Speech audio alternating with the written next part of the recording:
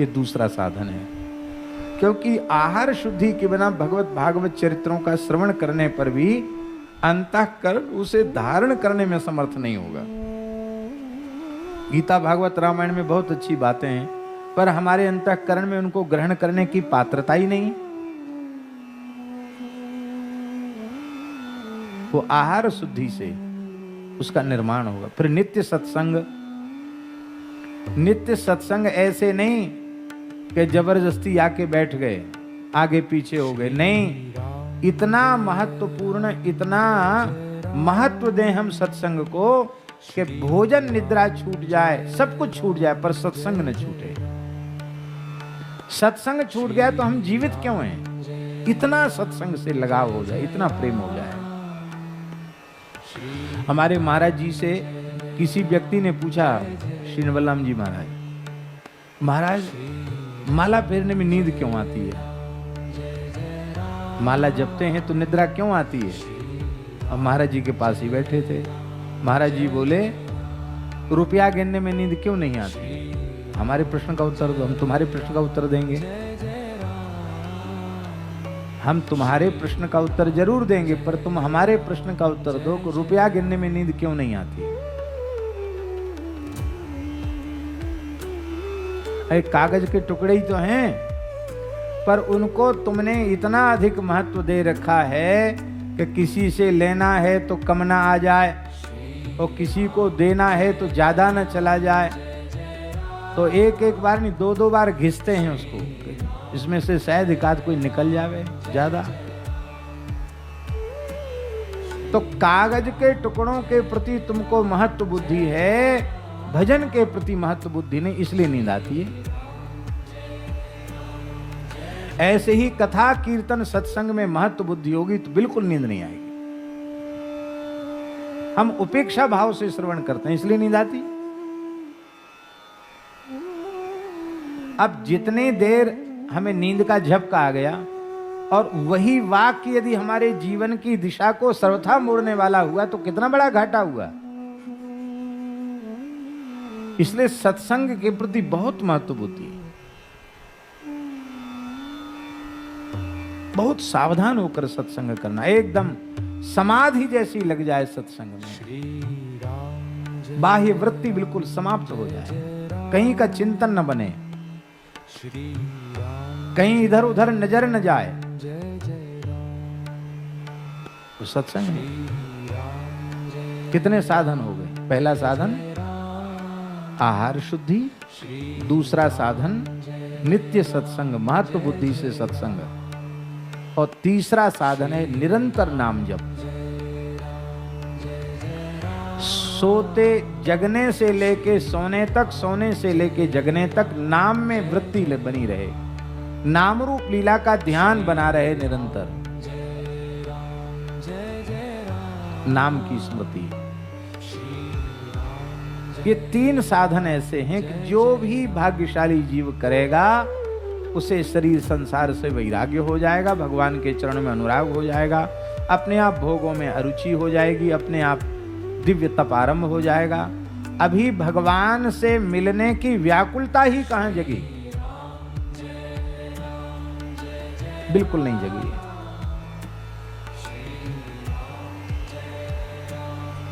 जगती तो काम बन जाता है, और ये नाम जप से होगा।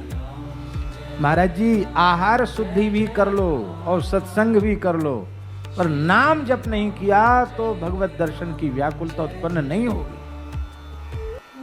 ये नहीं ये सगुण मार्गी और निर्गुण मार्गी कोई मार्ग हो, भगवत दर्शन की व्याकुलता, तत्व साक्षात्कार की विकलता, आत्म साक्षात्कार की विकलता बिना नाम जप के नहीं प्रकट होगी, नहीं प्रकट होगी, नहीं प्रकट होगी, पक्की बात है।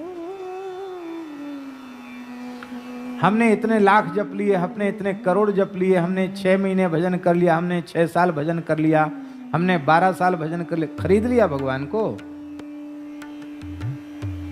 तस्य लौल्यमेव मूल्यम, भगवत दर्शन की का मूल्य है भगवत दर्शन की व्याकुलता, चटपटाहट। वो अभी जब तक नहीं जगी तब तक समझना भजन शुरू ही नहीं हुआ। और हम अहंकार किए बैठे कि हमने इतना लाख जप लिया, हमने इतना करोड़ जप लिया। अभी तुम्हारा भजन शुरू कहाँ हुआ? भजन शुरू हुआ जब समझो, जब राम राम रघुपति जपत, स्रवत नयन जल जात। राम राम रघुपति जपत, स्रवत नयन जल जात। पकड़ महात्मा थे, एकदम पकड़, आरनिश भजन करने वाले। और उस समय उनके एकमात्र शिष्य हैं मोनी जी, रानी खेत वाले मोनी जी, अकेले शिष्य हैं उनके। वो दूसरा चेला ही नहीं बनाया, एक ही चेला बनाया। किसी को शिष्य नहीं बनाया, एक को बनाया। और वो भी ऐसे बनाया कि मोनी जी कोई नौकरी करते थे, वो जाते थे, बड़ी श्रद्धा जगी उनके प्रति, वो गाली दे के भगा देते, मार के पीट के निकाल देते, बाकी यहाँ क्यों आया। एक बार सब छोड़ के पड़ गए तो गेट के बाहर, गेट के भीतर ही नहीं घुसने देते। फिर देखा कि ब्राह्मण बालक है, मर जाएगा, पता नहीं कैसे उनको दया आ गई, जा जा गंगा जी नहा के आ। एक नाई को, तो गांव का नाई, भद्र कर इसको, भद्र कर दिया। नाई को बुलाया, भद्र करवाया, या गंगा जी नहा के आ, गंगा जी नहा के आया। और मंत्रोपदेश दे करके 1 मिनट बैठने ही नहीं दिया, बोले भाग भाग भाग, जा जा, हो गया, हम चक्कर में नहीं फंसते, जा भजन कर, जा भाग यहां से, चला जा। बोले महाराज कहाँ जाऊं, कुछ तो जानता नहीं, अभी मंत्र दिया है, तिलक लगाया था, वो भी सूखा नहीं था, अभी गीला था, कहाँ जाऊं महाराज, जा रानी खेत की तरफ चला जा, वहां भजन कर, एक झूला देवी स्थान है, वहां जाके भजन कर। जो आज्ञा कह के दंडोत करके वहां से चले।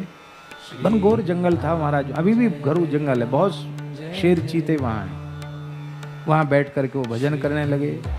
भजन करने लगे तो वहां पुजारियों को भय हो गया कि कहीं बाबा जी मंदिर पे कब्जा न कर ले, ये बड़ा संकट है। जंगल में जाओ तो संकट, कहीं तब तीर्थ में जाओ तो संकट के बाबा जी कहीं कब्जा न कर ले। बाबा जी जहाँ भजन करेंगे तो भजन की सुगंध तो फैलती है, प्रभाव फैलता है। तो उन लोगों ने बड़ा सताना शुरू किया, उपद्रव शुरू कर दिया। तो फिर गुरु जी के पास गए, क्यों आया भजन छोड़ के, क्यों आया यहाँ? बोले महाराज वहाँ तो बहुत राग द्वेष हो रहा है, क्या करें, भजन करने नहीं देते, बहुत पीछे पड़ते हैं सब, क्या करें? अरे बोले वहां झूला देवी का मतलब मंदिर में थोड़ी बैठने को कहा, अरे जहां कलह क्लेश वहां छोड़ दो, 100-200 कदम आगे चले जाओ, वहां कोई गुफा है, वहां बैठ के भजन करो।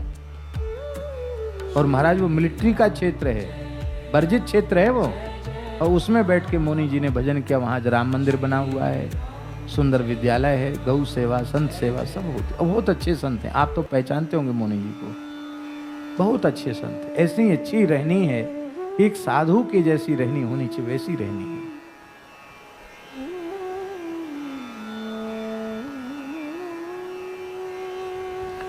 ऐसे हों गुरु वही जो हरि मिलावे, गुरु वही जो विपिन बसावे, गुरु वही जो संत सिवावे, इन करनी बिन गुरु न कहावे। ये सब नारद जी में।